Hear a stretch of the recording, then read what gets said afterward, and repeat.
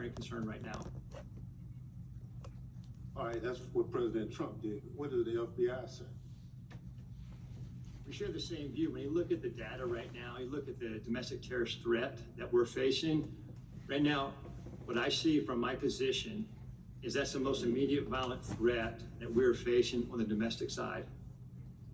So where is Antifa headquartered? What we're doing right now with the organization, Where in the United States does Antifa exist? If it's a terrorist organization and you've identified it as number one. we are building out the infrastructure right now. So what does that mean? You said, we're trying to get the information. You say Antifa is a terrorist organization. Tell us as a committee, how did you come to that? Where do they exist? How many members do they have in the United States as of right now? Well, that's very fluid. It's ongoing for us to understand that. The same, no different than Al Qaeda and ISIS. No, I don't want you. I'll ask one question, sir. I just want you to tell us. If you said Antifa is the number one domestic terrorist organization operating in the United States, I just need to know where they are, how many people. I don't want a name. I don't want anything like that. Just how many people have you identified with the FBI that Antifa is made of? Well, the investigations are active. Sir, you wouldn't come to this committee and say something you can't prove. I know you wouldn't do that. But you did. Madam Secretary, you and the gentleman from NCTC reference the unfortunate accident that occurred with the National Guardsman being killed. You think that was an unfortunate accident? I mean, It was a terrorist attack. wait. Look, I'll get it straight.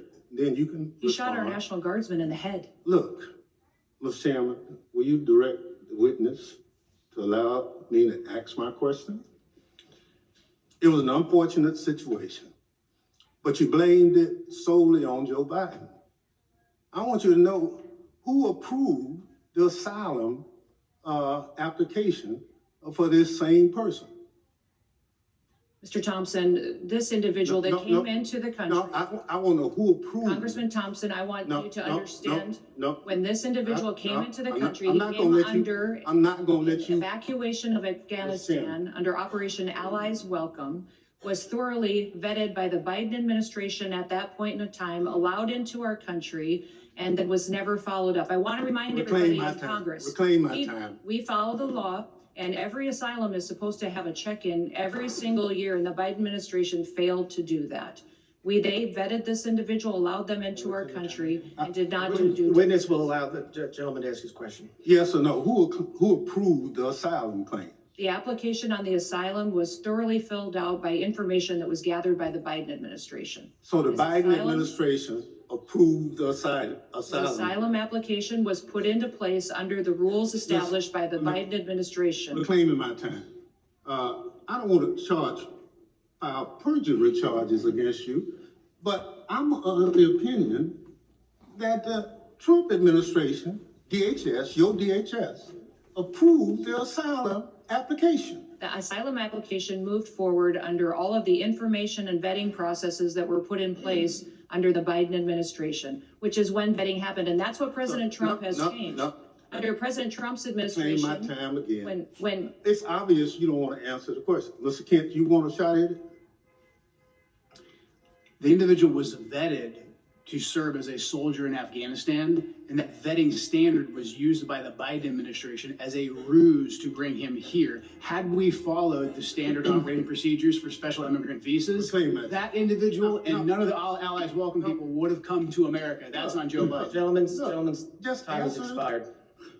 That was the answer. Point of order, Mr. Chairman, that was a murder that took place in DC. It was not an unfortunate incident. And those comments are effing disrespectful.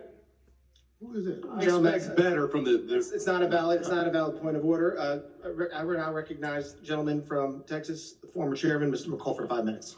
Mr. Chairman, Madam Secretary, great to see you. This hearing reminds me of the novel A Tale of Two Cities. They see it, the Dems see it as the worst of times, but I see it really as the best of times. And what do I mean by that? Under the Biden administration, 15 to 20 million illegal aliens, unvetted, as you indicated, came into this country. What I think most disturbing is Director Kent's testimony. 18,000 known or suspected terrorists got into this country under the Biden administration. That's why we impeached Mayorkas. I was one of the managers. He told his Border Patrol, you don't have to pay attention to federal law when it says shall detain aggravated felons. He disregarded federal law and says, you know what, may detain. It's discretionary. And guess what? We have thousands of aggravated felons now, or if not millions, in this country today. That was the worst of times. Let me go to the best of times. Most secure border I've seen in my 22 years in Congress. And I've dealt with this for a long time.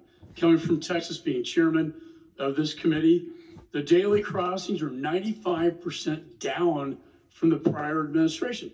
That's the best of times. Zero catch and release. My very first bill in Congress 22 years ago was to end catch and release. 22 years later, we finally have achieved that goal. That, Madam Secretary, is the best of times. And an all-time record low. America is safer today. I feel so. And when I look at the Venezuelan vessels attacked, the president had every right under the Constitution, Article 2, international waters, cartels designated as FTOs, coming into our country to spread poison to kill Americans. If that's not self-defense, I don't know what is. And then finally, Madam Secretary, thank you for taking out the shadow Iranian oil tankers headed from Venezuela to Cuba, getting around our sanctions that Congress passed. I'm finally seeing an administration flexing its muscle in this hemisphere, which has been neglected for so many years. So air, land, and sea is your charge. It's the military's charge as well. I see the land secure. I see the maritime borders getting more secure, and I applaud you for that. On the air secure piece, I chair the Special Events Task Force. That's FIFA, the Olympics, the 250th anniversary. Drones are the biggest threat as I see it. I see it in Ukraine in its conflict with Russia, and I see it across our border, and I see it at these events.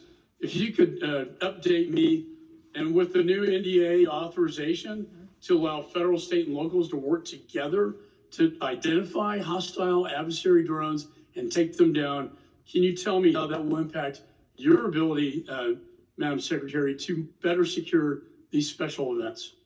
Yes, thank you, Congressman McCall, and thank you for your leadership. I understand you're retiring, and I'm sad about that. You've been a statesman. Thank you for serving with such dignity. Thank you. The counter drone and drone technology that is out there today, frankly, our authorities haven't kept up with.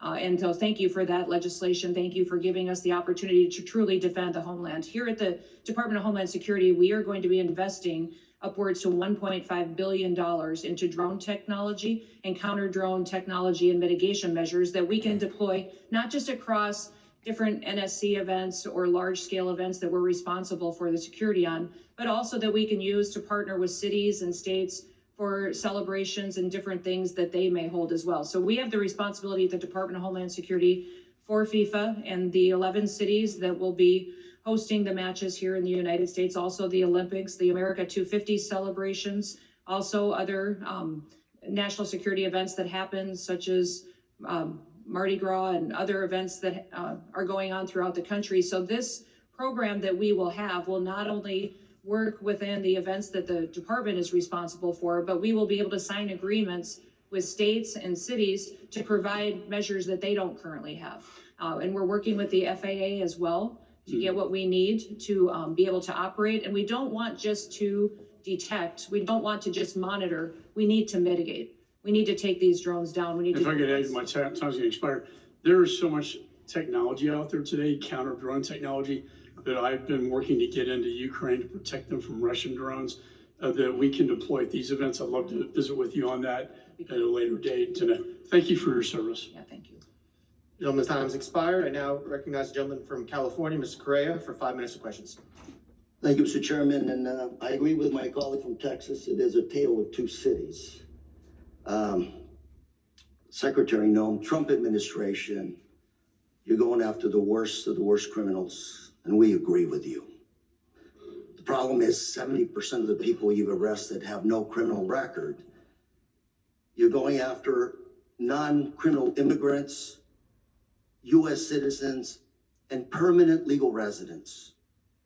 Donna Hughes Brown, Irish citizen, green card holder, 48 years in the United States. She also happens to be the mother of a U.S. Marine, sister to a retired Army colonel. She's in ICE detention since July. She tried to come back from Ireland, arrested, has been there since then. Her crime? She wrote 2 bad checks for less than $80 a decade ago. You arrested her, she's in custody. Her husband, Jim Brown, came to us and told us her story. Jim told us, I voted for President Trump because he promised to go after criminals in our community and not people like my wife. If I can, I'd like to play a video for you.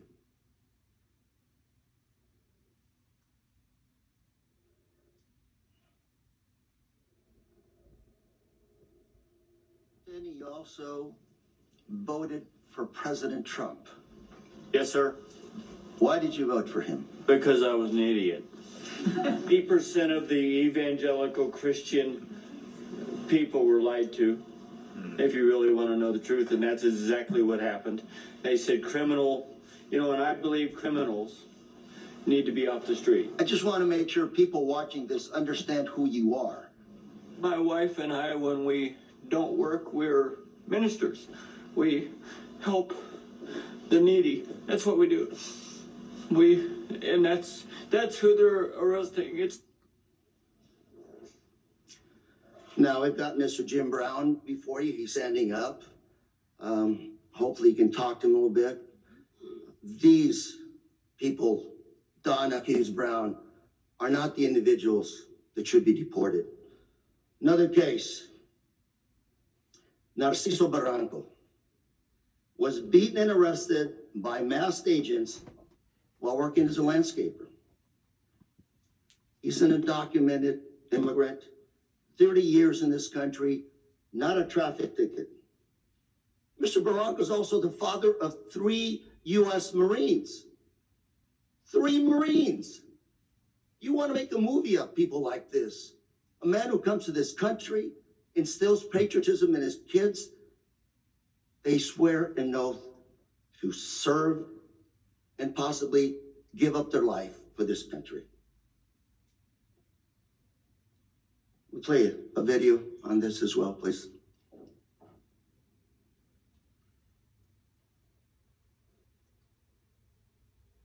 Masked federal agents were filmed pinning a man to the ground and repeatedly striking him in the head and neck before putting him in an unmarked car. The man in the video has been identified as Narciso Barranco and is the father of 2 active duty Marines and 1 Marine veteran. The Department of Homeland Security said an illegal alien was arrested by Border Patrol agents after he, quote, assaulted federal law enforcement, adding that Barranco, quote, swung a weed whacker directly at an agent's face. Video shared by DHS and reviewed by CNN shows Barranco running with a weed whacker, but does not show him striking officers. I also have with us today Alex Barranco behind you, a retired Marine. That's his father. And Alex, on behalf of myself, members here, I want to thank you for your service to our country, and we also thank your brothers for serving our great country. Thank you very much. Got another case. George Rete, 25-year-old, native of California, my home state.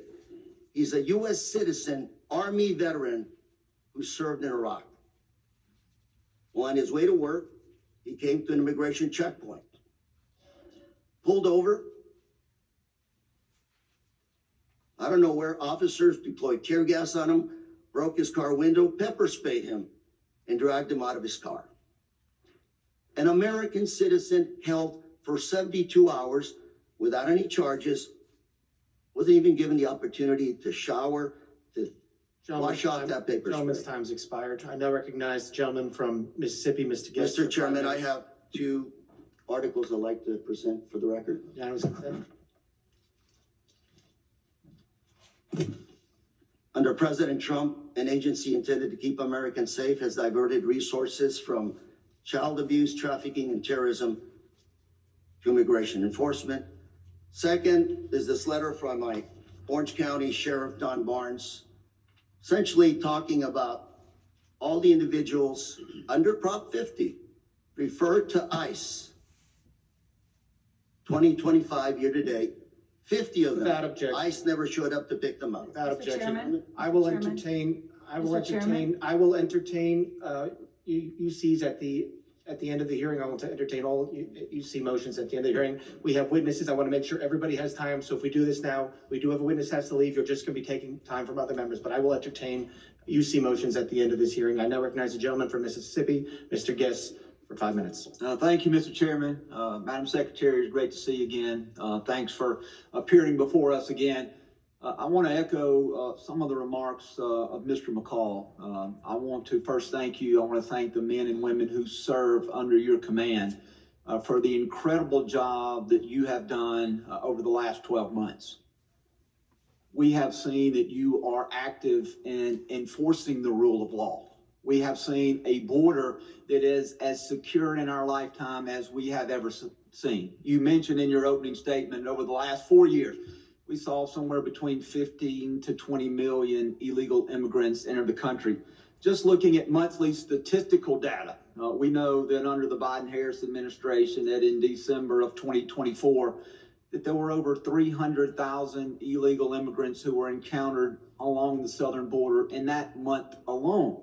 Recent statistics by the Department of Homeland Security for October, the most recent statistics we have, show that the number of border encounters for October of this year under your leadership have dropped to 11,000, a decrease of over 95%. And so I want to thank you for that. I want to thank you for the work that your men and women have done to protect our borders from illegal narcotics entering the country.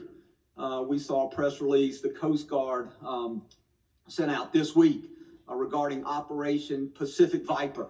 And they mentioned a specific seizure that occurred on December the 2nd by the Coast Guard cutter Monroe, in which in a single incident of interdiction, that the Coast Guard had the largest maritime interdiction seizure in almost 20 years, seizing 20,000 pounds of cocaine in an individual seizure. So I thank you for your aggressive actions in enforcing the law and for the incredible work that you and the men and women under your command are doing. I want to talk about, as we talk about threats, I want to talk about threats against law enforcement. Last week, this committee, we had a hearing. The hearing was entitled When Badges Become Targets. And during that hearing, we talked about the threats to law enforcement, specifically federal law enforcement. And even specifically within federal law enforcement, the threats toward ICE agents, the threats toward you and other members of leadership within DHS. We know that those threats and those incidents of physical attack have escalated dramatically, in some cases over 1,000%. And part of the driving force, I believe, behind those threats is what I refer to as rhetoric against law enforcement. And I brought this up last week, and I want to bring this up again with you and give you a chance to briefly address this. These are just roughly 10 of the statements that I was able to easily find online by elected officials, governors, mayors, in many cases, members of Congress, where they were spewing what I believe to be very harmful statements toward law enforcement. Governor Pritzker claimed that ICE is grabbing people off the street and disappearing them, that our country is becoming Nazi Germany. Representative Crockett compared ICE to slave patrols. Representative Garcia referred to ICE as thugs. Representative Ramirez attacked ICE as a terror force, later a terrorist organization, and then later in the hearing said, let me be clear, the Department of Homeland Security, you can quote me on that, is the single biggest threat to public safety right now. Representative Tlaib said ICE is terrorizing our community, turning our country into a fascist police state. Representative Jayapal called ICE agents deranged and said it's inspiring to obstruct immigration enforcement. Governor Walz smeared ICE agents as modern-day Gestapo. Chicago Mayor Johnson accused ICE of being secret police and terrorizing our community. Representative Lynch referred to ICE agents as the Gestapo and nondescript thugs. And Representative Frawls compared ICE operations to some of the worst horrors and crimes against humanity in history. And so, Secretary Noem, I'd like to give you a few moments to, one, address these statements and to speak to how these statements place the safety of our men and women of law enforcement at risk.